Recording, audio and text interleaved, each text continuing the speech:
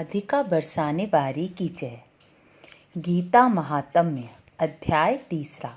श्री भगवान ने गीता के तीसरे अध्याय का महात्म्य कहना आरंभ किया। श्री भगवान बोले, हे प्रिय लक्ष्मी, जनस्थान में जड नामक एक ब्राह्मण रहा करता था। उसने अपना जाति धर्म छोड़कर बनिए की वृत्ति अपना ली और उसे सदा पराई नारी के साथ व्यभिचार करना अच्छा लगता। वह सदा जुआ खेलता, शराब पीता, शिकार खेलकर जीवों की हिंसा करता था। इस प्रकार उसका समय बीतता था। एक बार धन कमाने के लिए वह उत्तर दिशा में निकल गया और धन कमाकर घर की ओर लौट रहा था। रास्ते में सूर्योदय के बाद एक दिन एक वृक्ष के नीचे लुटेरों ने उसे धर दबोचा और धन लेकर उसके प्राण ले लिए। उसका ब्राह्मण धर्म का लोप हो गया था, इसलिए वह बड़ा भयानक प्रेत हो गया। उसका पुत्र बड़ा धर्मात्मा था। वह वेदों का विद्वान था। बहुत समय बीतने पर जब उनके पिता नहीं आए तो वह अपने पिता का पता लगाने स्वयं ही घर से निकल गया। वह प्रतिदिन अपने पिता की खोज करता। अचानक एक दिन एक व्यक्ति जो उनके पिता के सहायक थे वह मिले और उनसे सारा हाल जानकर उसे अपने पिता की मृत्यु पर अत्यंत शोक हुआ। अपने पिता की मुक्ति की आशा से वह काशी जाने को तैयार हुआ। मार्ग में वह उसी वृक्ष के नीचे पहुंच गया जहां उसके पिता की मृत्यु हुई थी। उस वृक्ष के नीचे उसने संध्या कर गीता के तीसरे अध्याय का पाठ किया। जैसे ही पाठ पूर्ण हुआ, आकाश में बड़ी भयानक आवाज हुई।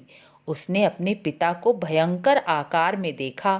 फिर उसने उनके सामने एक सुंदर विमान आया देख उस विमान पर अपने पिता को दिव्य रूप धारण किए विराजमान देखा। उनके शरीर पर पीतांबर शोभा पा रहा था।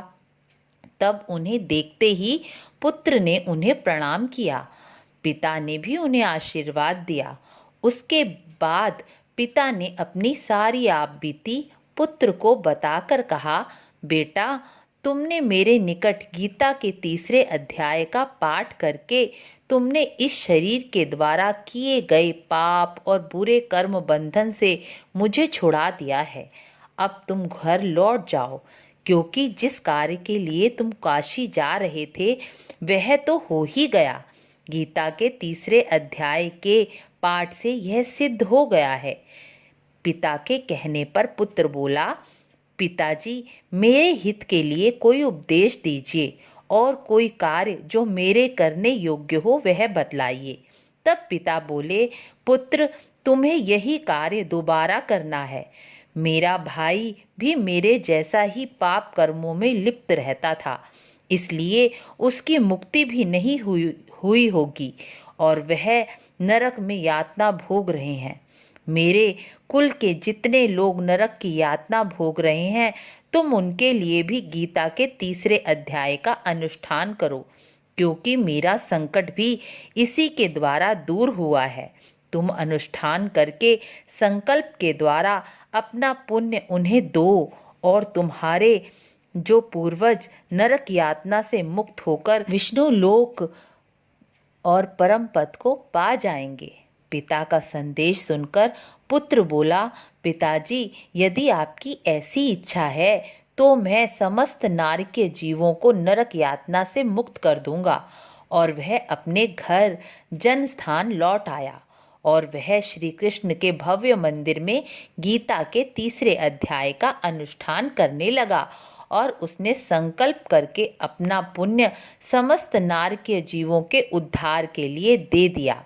इस बीच भगवान विष्णु के दूत नरक की यातना भोग रहे जीवों को छुड़ाने के लिए यमराज के पास गए। यमराज ने दूतों का सत्कार किया और कुशल पूछी। तब वह बोले, धर्मराज, हम लोग आनंद में हैं और भगवान विष्णु ने आपकी कुशल पूछी है। दूतों ने कहा, भगवान विष्णु ने आपको आज्ञा दी है कि आप नरक में पड़े हुए जीवों को छोड़ दें। भगवान विष्णु का आदेश पाकर यमराज ने सिर झुका लिया और नरक के जीवों को मुक्त कर दिया। वह उनके साथ ही भगवान विष्णु के वास स्थान पर पहुँचे। यमराज ने हाथ जोड़कर कहा, हे जगतगुरु, आपके आदेश से इन जीवों को गुण रहित होने पर भी मैंने इन्हें छोड़ दिया। अब मेरे योग्य जो कार्य हो उन्हें बतलाइए। तब भगवान विष्णु गंभीर स्वर से बोले, मधुर वाणी से बोले, तुम सबके प्रति संभाव रखते हुए जीवों का पाप से उद्धार कर रहे हो। तुम पर देहधारियों का भार सौंपकर मैं निश्चिंत हूँ, इसलिए तुम अपना कार्य करो और अपने लोक लौट जाओ। कहकर भगवान अंतर ध्यान हो गए। यमराज अपनी पुरी लौट आए और ब्राह्मण भी अपने कुल के समस्त नारकीय जीवों का उद्धार कर कर स्वयं भी विष्णु धाम को चले गए। जो भागवत गीता के 3 अध्याय का महात्म्य पढ़ता सुनता है, वह भी गीता के 3 अध्याय का पूर्ण फल प्राप्त कर लेता है। राधे राधे।